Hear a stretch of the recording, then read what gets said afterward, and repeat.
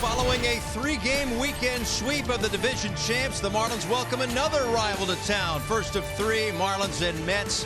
For the Marlins, making his first big league start since July 31st, it's Edward Cabrera. We have seen him as a bulk reliever his last two outings, 8 2/3, just 2 hits, 13 strikeouts, but 8 walks. Says Brandon Nimmo digs in to lead things off for the Mets tonight. He is 0 for 1 against the Marlins in this series. There's a strikeout. And on 1-2, this one lifted out toward shallow center. Wendell going back, but it looks like it'll carry out to Hampson, who puts it away for the second out. In there, a called strike 3. 2 Ks in the inning.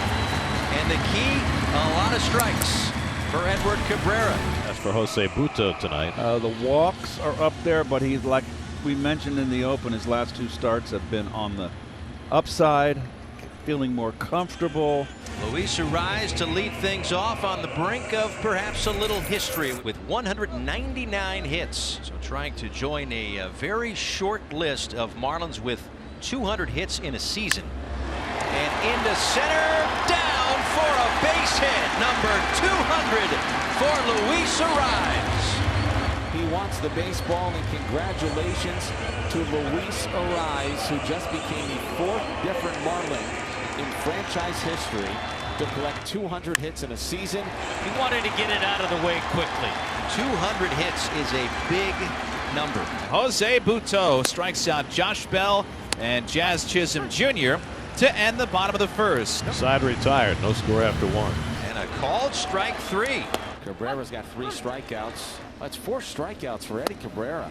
Mauricio was a sellout for the hard stuff, got the soft stuff. There's 2 down. Went with the changeup. This one popped up off third. Berger has room up against that wall. 2 more strikeouts for Cabrera. Works around the first hit allowed. And on $5 Burger night, nice grab. And Stallings waves at the slider for strike 3. 4 strikeouts first time through the batting order for José Butto.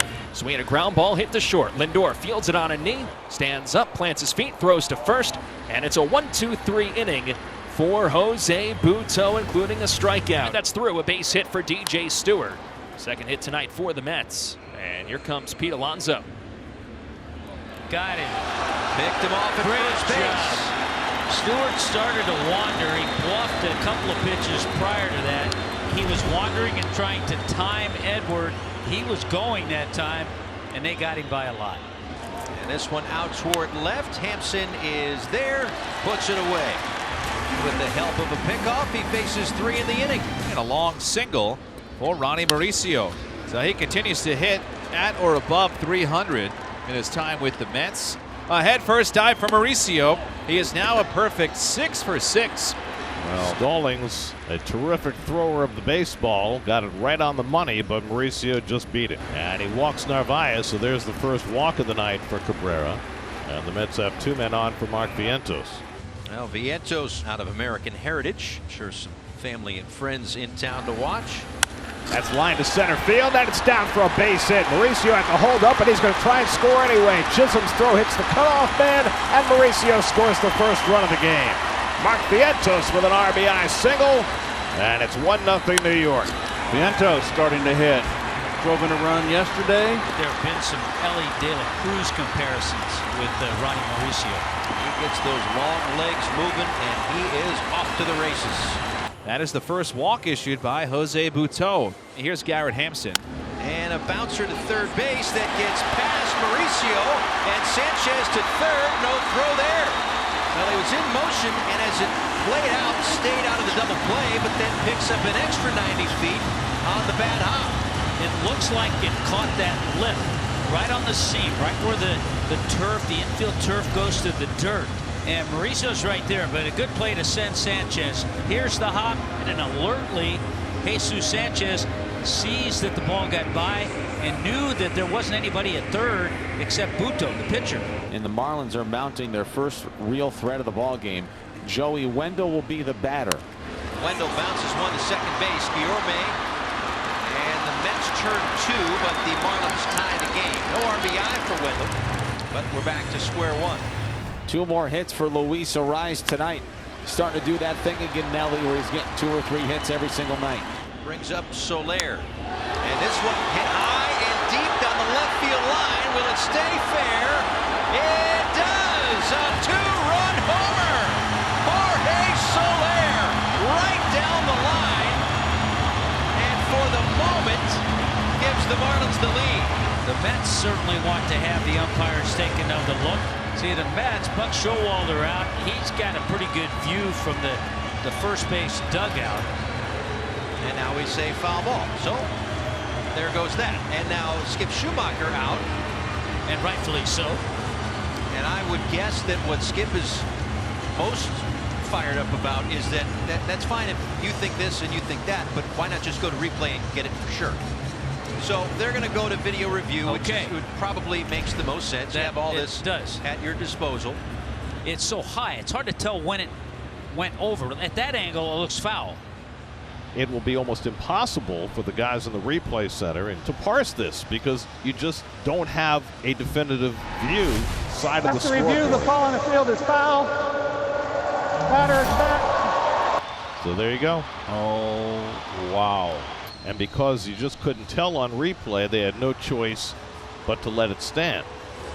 Well, they frustrated Skip Schumacher there, but at least he got the review.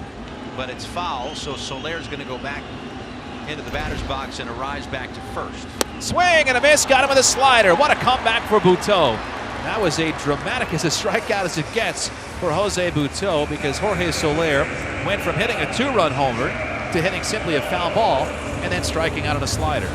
It has been a tremendous run for Tanner Scott. You go back his last 18 outings, an ERA of 0. As Jeff McNeil leads off in the 9th inning against the lefty Tanner Scott, who has had some season. And McNeil hits it out to right field. Sanchez back to the warning track near the wall. It's out of here! Jeff McNeil gives the Mets the lead with a leadoff home run in the top of the 9th. Number 10 for McNeil, and it's 2-1 New York. Watch him leaning. He just got enough, not even hardly any follow through. That was a Kirk Gibson home run, Keith. Yes, That almost. was Kirk Gibson against Dennis Eckersley, that swing. First earned run he's allowed since July 31st. Wow. Last of the 9th, 2-1 New York. Adam Ottavino, who pitched a 1-2-3 inning his last outing against the Reds, will come in to try to save it. It's 0-1 out now, Jazz Chisholm, who's homered in each of his last 2 games. 0 for 3 today, 2 strikeouts and a flyout. Strike 3 called outside corner, got him looking. Chisholm Jr. dropped the bat, thought it was ball 4, and now quietly barking at Nestor Ceja as he motors to the dugout. 2 down in the 9th. Boy, it missed off the outside corner. Chisholm's not happy. I don't blame him. That thing missed. Been a tough night for Berger. A couple of errors in the field. He's not seeing the ball well at the plate either. He struck him out, and the ball game is over. Adam Ottavino with a 1-2-3 9th for the save. Jeff McNeil's home run puts the Mets in front in the 9th, and the Mets take the opener of their series in Miami 2-1. And they play the role of the spoiler here, put a hurt on Miami.